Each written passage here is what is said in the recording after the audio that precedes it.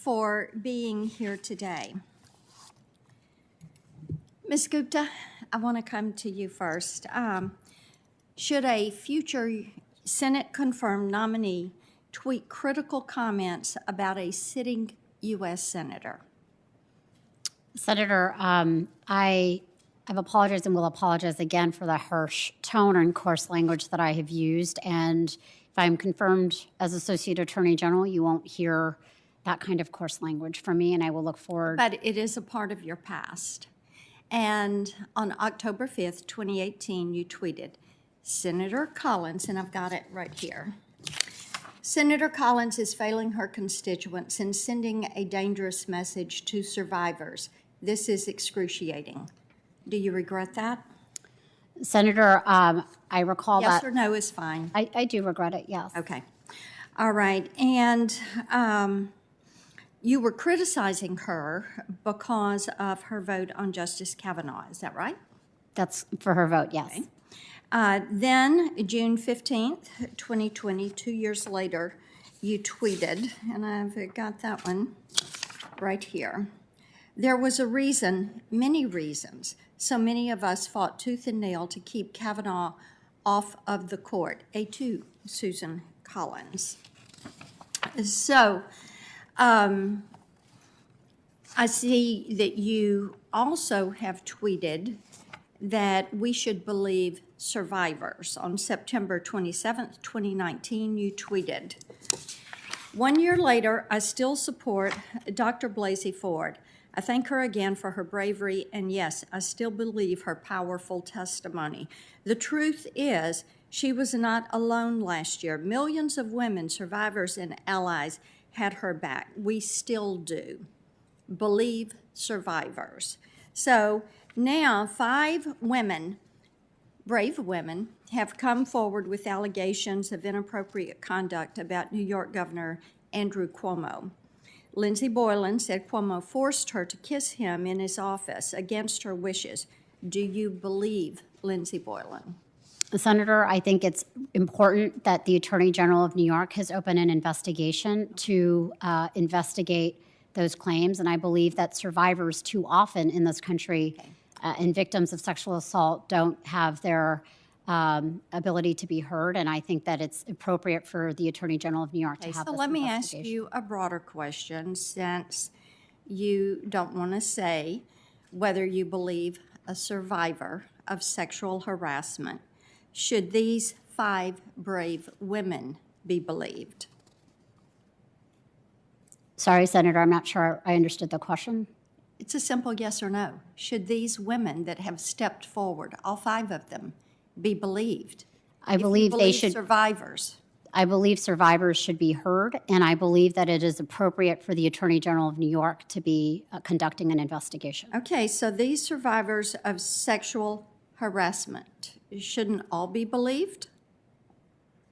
Senator, as I've said, I believe very much and have spent a lot of my career ensuring that victims victims of sexual abuse and sexual violence are able to have their voices heard. Obviously, in a criminal justice system, everyone is afforded the presumption of innocence, and there's a process for that. But on this, where I think on Governor Cuomo's allegations, the investigation by the Attorney General is ongoing, and I believe that's appropriate. Okay. If these stories are true, should Governor Cuomo resign?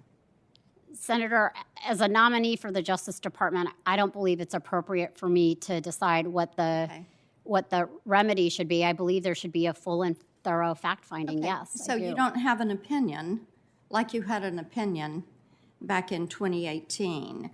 And I thought that you backed Me Too and believed all survivors. So you've been posting about believing women over and over since the Me Too movement started.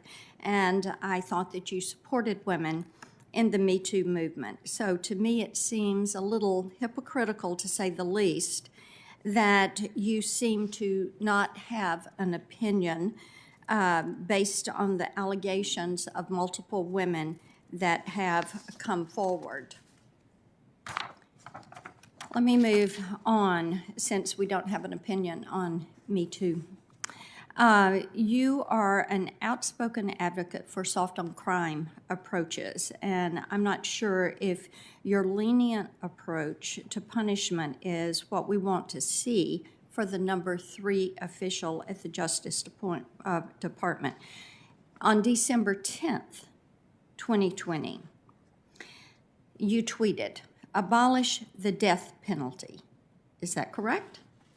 That is correct. Okay. July 4th, 2020, you tweeted, "The death penalty is always wrong, but right now a priority apparently for U.S. DOJ." Is that correct?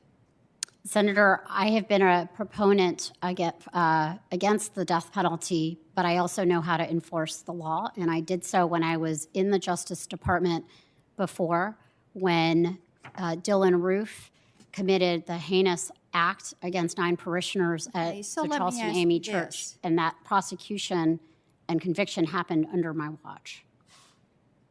Is the death penalty wrong for the Boston bomber or the Charlottesville shooter?